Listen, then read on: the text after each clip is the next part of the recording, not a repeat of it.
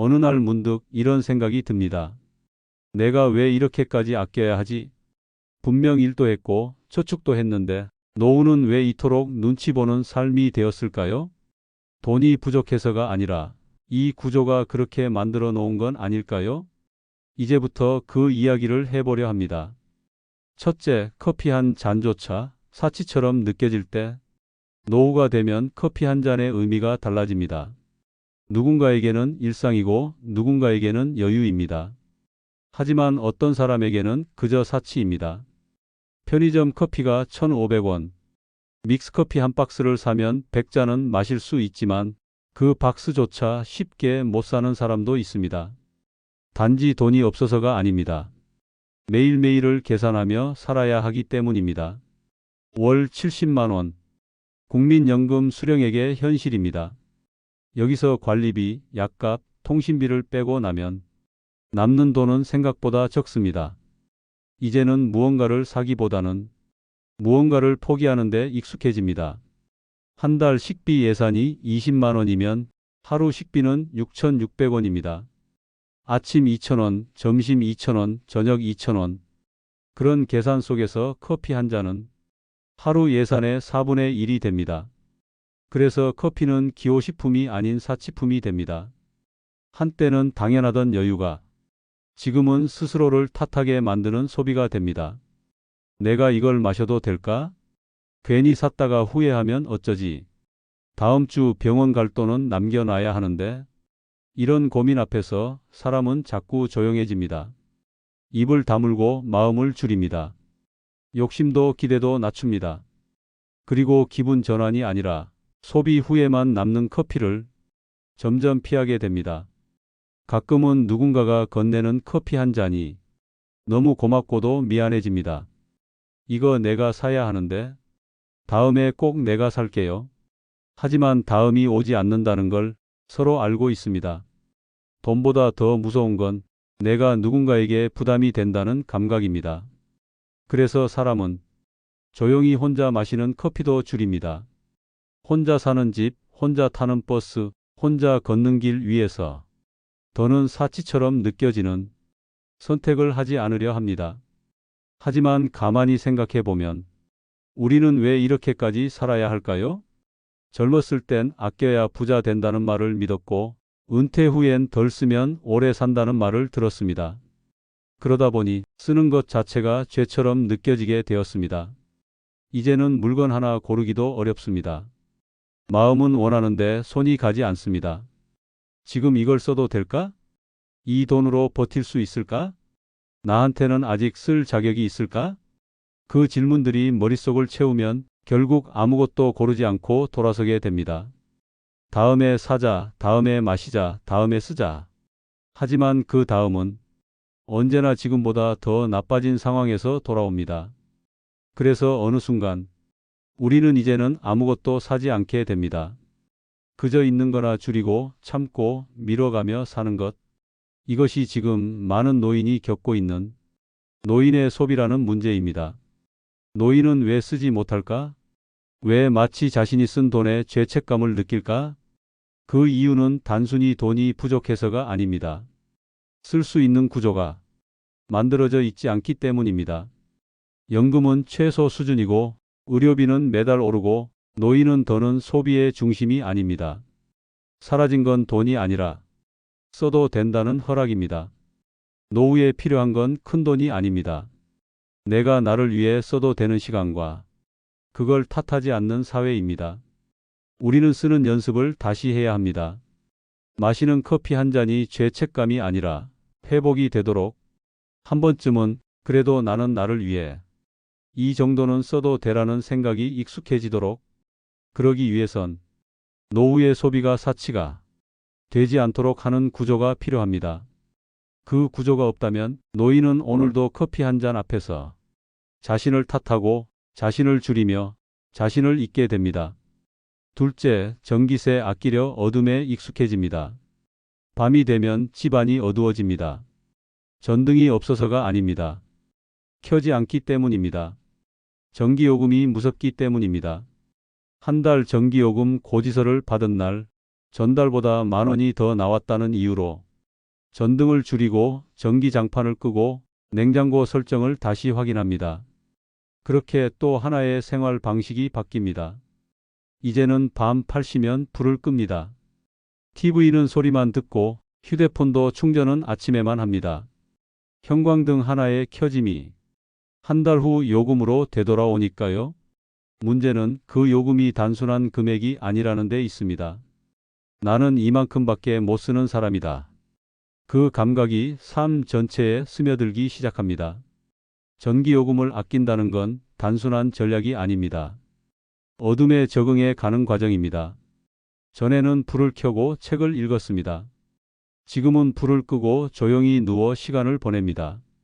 전에는 전기장판 위에서 따뜻한 겨울을 보냈습니다. 지금은 핫팩 하나로 밤을 버팁니다. 전에는 어두워지면 조명을 켰지만 지금은 창밖 가로등 불빛으로만 방을 밝힙니다. 전기요금은 결국 무엇을 할 수 있느냐보다 무엇을 포기했느냐를 기준으로 살피게 만듭니다. 하루하루 조금씩 덜 쓰는 연습을 하다 보면 어느 순간 빛이 사라진 삶에 익숙해집니다. 그리고 그 익숙함이 나를 위한 선택이 아니라 나 말고는 돌보지 않는 사회가 만든 결과라는 걸 늦게서야 깨닫습니다. 전기는 빛만이 아닙니다. 전기는 온기이자 안심이자 연결입니다. 불이 꺼진 집은 차갑고 온열기기 없이 지내는 밤은 외롭습니다. 그리고 전화기마저 꺼져 있는 날이면 세상과 완전히 단절된 느낌이 듭니다. 에너지 빈곤이라는 단어가 있습니다. 난방이나 전기 같은 필수 에너지를 쓸 수 있는데도 안 쓰는 게 아니라 쓸 수 없어서 참는 것을 의미합니다. 우리 사회는 점점 더 많은 노인을 이 조용한 빈곤 속으로 밀어넣고 있습니다.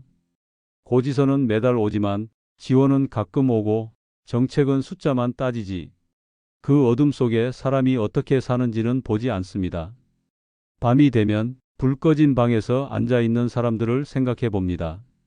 그들은 정말 전기 한 줄 밝히는 게 아까워서 참는 걸까요? 아닙니다.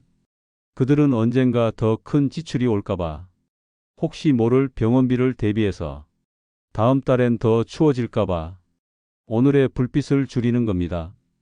오늘보다 내일이 더 무서운 삶, 그 속에서 빛은 사라지고 어둠은 점점 더 짙어집니다. 무서운 건 이 어둠에 스스로를 적응시키는 마음입니다. 이 정도면 괜찮아. 다른 사람은 더 힘들 거야. 나는 아직 버틸 수 있으니까.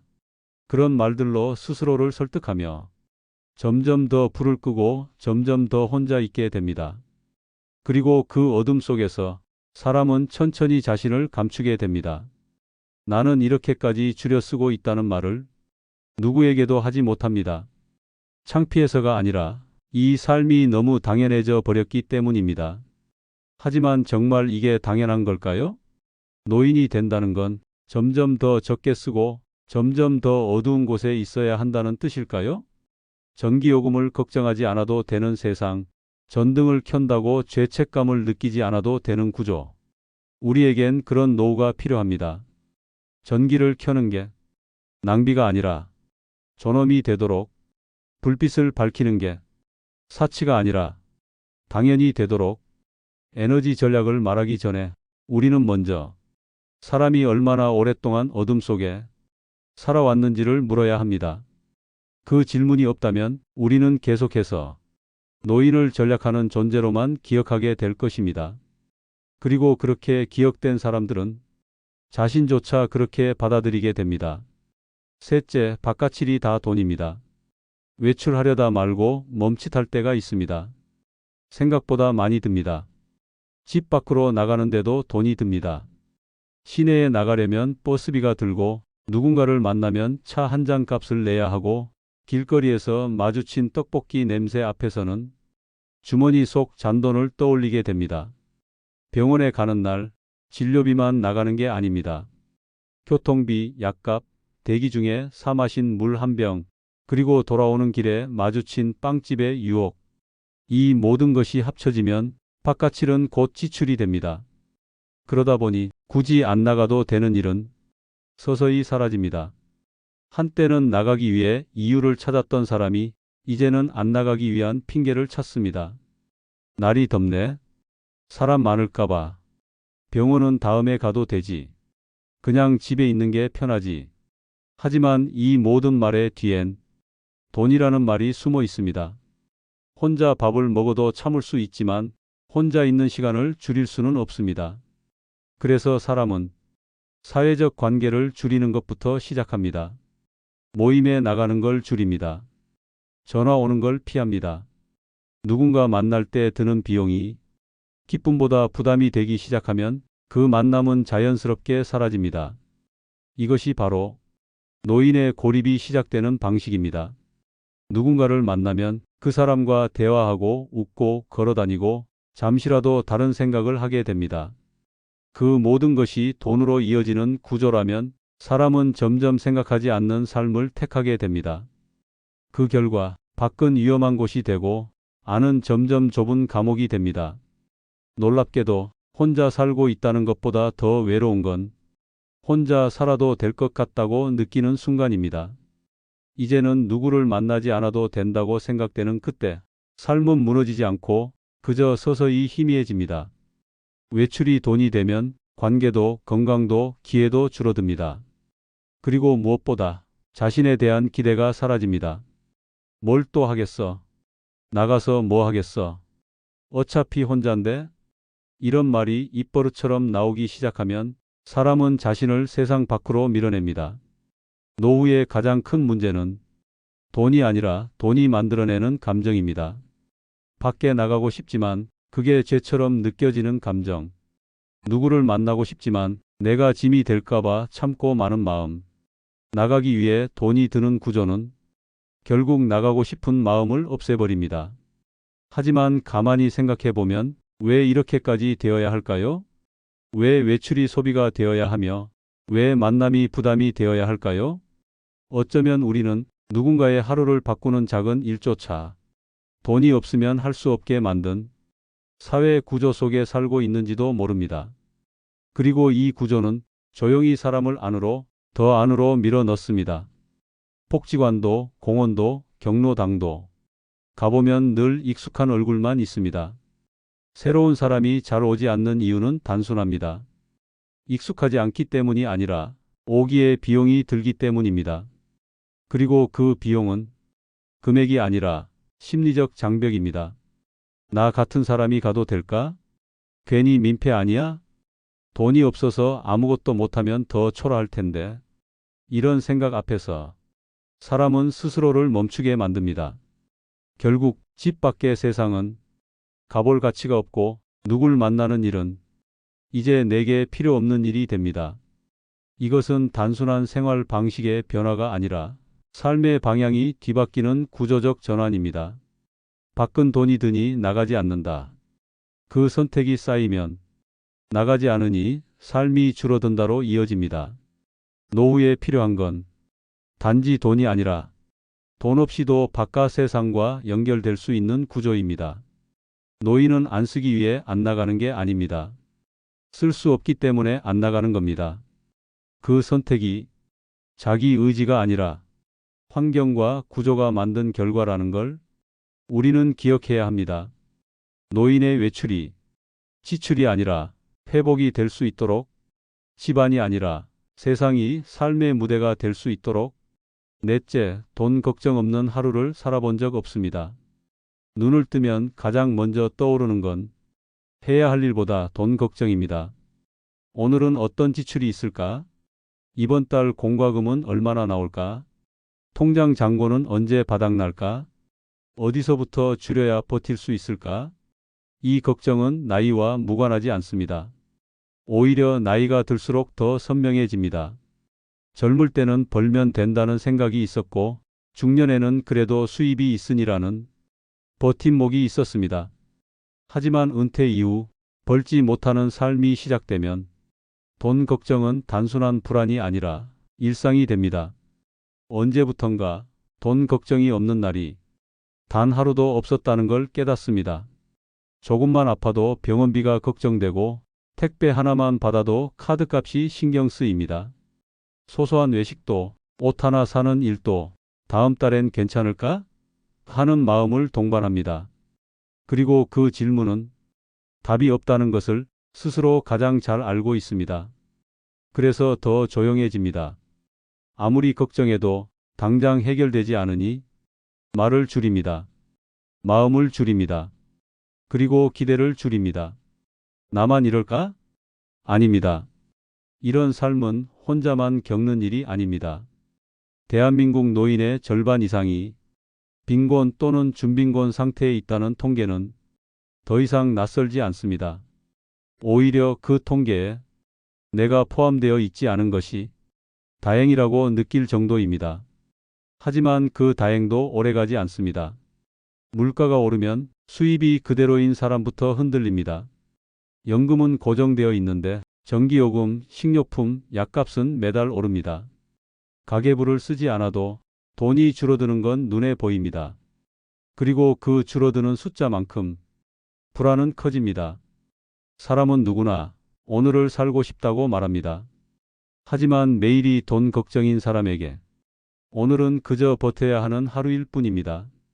어디서 줄일까? 무엇을 미룰까?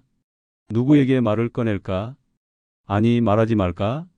이렇게 돈 걱정은 생각을 줄이고 관계를 줄이고 삶의 가능성을 줄입니다. 가끔은 스스로가 돈에 너무 예민해졌나 싶지만 그건 예민한 게 아니라 그만큼 절박하다는 뜻입니다. 예민한 사람이 아닙니다. 절박한 사람입니다. 노인이 되면 돈 걱정은 단순히 돈이 없다는 의미를 넘어서 돈 말고도 기댈 곳이 없다는 현실이 됩니다. 이제는 일도 할 수 없고 가족에게 기대는 것도 어렵고 국가의 지원은 너무 멀고 그 사이에서 남은 건 스스로 계산하는 하루뿐입니다. 밥값, 교통비, 약값, 전기세, 이 모든 것을 머릿속에서 조합하며 어떻게든 오늘을 넘겨보는 일, 그게 바로 많은 노인의 하루입니다.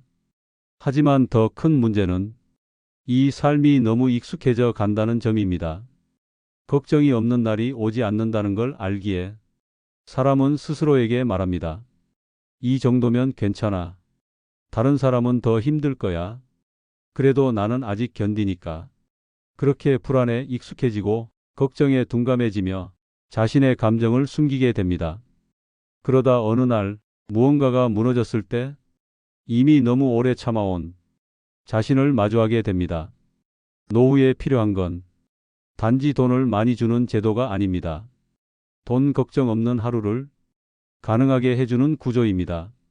오늘 병원 갈까 말까를 돈 걱정으로 결정하지 않아도 되는 구조.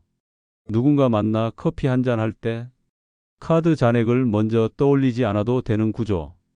그런 구조가 없으면 돈 걱정은 절대 사라지지 않습니다.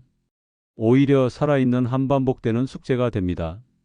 노인은 전략할 줄 아는 사람이 아닙니다. 전략하지 않으면 살 수 없는 사람이 된 겁니다.